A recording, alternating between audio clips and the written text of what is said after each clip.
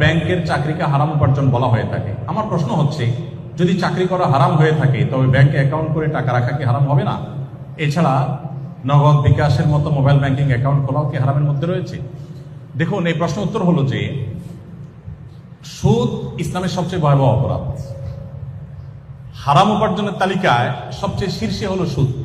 অন্য কোন হারামের ক্ষেত্রে আল্লাহ তাআলা এত কঠোর ভাবে বলেন নাই, সুদের ব্যাপারে যত কঠোর ভাবে বলেছেন। আল্লাহ এবং তার রাসূলের বিরুদ্ধে যুদ্ধ ঘোষণার শামিল বলেছেন।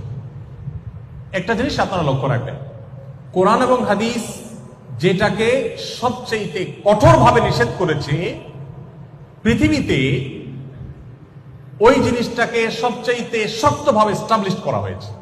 প্রত্যেকটা ক্ষেত্রে আপনি মিলিয়ে নিতে পারেন। সুদের ক্ষেত্রে যদি আপনি বলেন, গোটা পৃথিবী আজ দাঁড়িয়ে আছে সুদের উপরে। গোটা পৃথিবীর অর্থনীতি দাঁড়িয়ে আছে সুদের উপরে। ইসলাম যেটাকে সবচেয়ে কঠিন করেছে, শক্ত অপরাধ চিহ্নিত করেছে, কারণ আল্লাহ জানেন মানুষ কোনটাতে বিপদে পড়বে। ইসলাম এর এই নিষিদ্ধ বিষয়টা সবচেয়ে অবধারিত জিনিসে পরিণত করা হয়েছে। যাই হোক, এই জন্য এই অপরাধগুলো থেকে আমাদের বেঁচে থাকার চেষ্টা করতে হবে।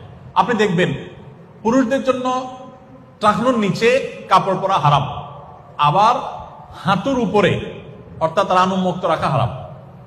এখন আমাদের সভ্যতা এমন ভাবে নির্মাণ করা হয়েছে, এগুলোর পেছনে শয়তান কাজ করে। শয়তান সম্পর্কে অনেক আলোচনা আছে, আমরা শয়তানকে দেখি না, কিন্তু সে তার দোষর দিয়ে কাজ করায়। পৃথিবীর সভ্যতার যারা নিয়ন্ত্রক, যারা পৃথিবীর সভ্যতাকে নিয়ন্ত্রণ করছেন, তারা দেখবেন ইসলাম যেহেতু বলেছে পুরুষের জন্য টাকনুর নিচে পোশাক পরতে হবে, টাকনুর উপরে পোশাক পরতে হবে অথবা হাঁটুর নিচে, এই দুইটা মাঝখানে থাকতে হবে। এই জন্য দেখবেন এখন স্টাইল হলো হয় টাকনুর নিচে আর না হলে হাঁটুর উপরে, হয় হাফ প্যান্ট আর না হলে একেবারে টাকনুর নিচে যাও ফুল প্যান্ট, মাঝখানে থাকবে না। ইসলাম বলেছে নারীরা পুরুষদের বেশভূষা ধারণ করবে না। আল্লাহ তাআলা সৃষ্টিগতভাবে স্ট্রাকচারালি বডিতে পুরুষ এবং নারীর মধ্যে বৈচিত্র্য রেখেছেন না রাখেন নাই? মর্যাদাগত কোনো বৈচিত্র্য ব্যবধান আল্লাহ রাখেন নাই। যে ভালো কাজ করবে, নারী হোক পুরুষ হোক, আল্লাহ কোরআনে একাধিক জায়গা বলেছেন তার মর্যাদা আল্লাহ দিবেন। বাট সৃষ্টিগতভাবে আল্লাহ তাআলা বৈচিত্র্য রেখেছেন কি রাখেন নাই? রেখেছেন।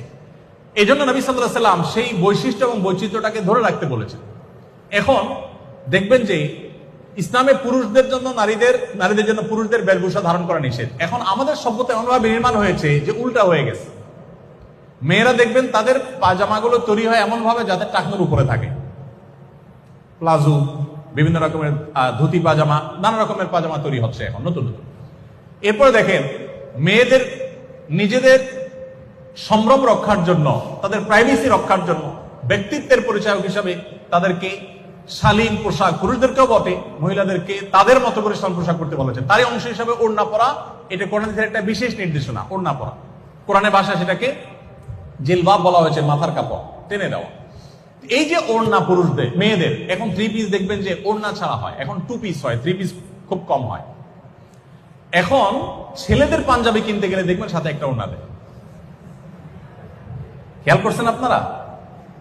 তাহলে ওড়না ছিল কোথায়, আসলো কোথায়? আপনারা মনে করছেন কাকতালীয়? না, এগুলো বাই ডিজাইন, বাই প্ল্যান, এগুলো করা হচ্ছে, বাট আমরা জানি না।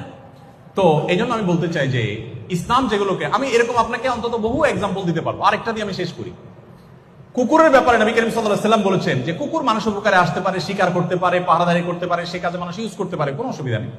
বাট মানুষের ঘরের ভিতরে কুকুর রাখবে না।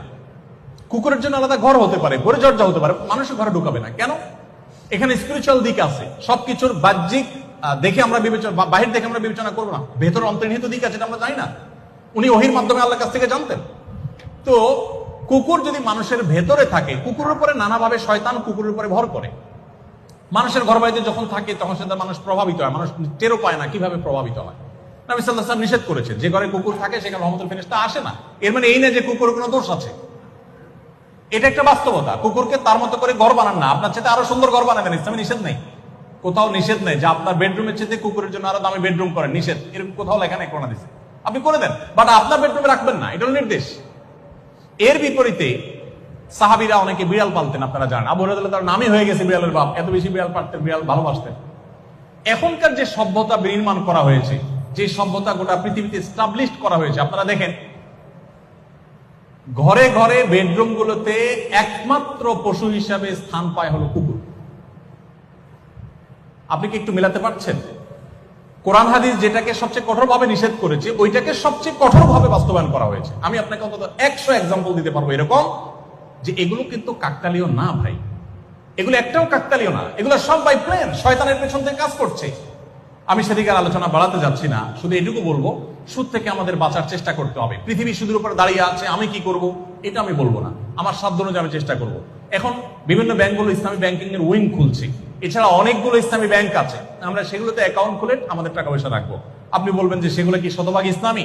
ডেফিনেটলি শতভাগ ইসলামী না, কিন্তু তারা সুদকে হারাম মনে করে বাঁচার চেষ্টাটা করে, এটলিস্ট এতটুকু তো আছে। আর বাকিরা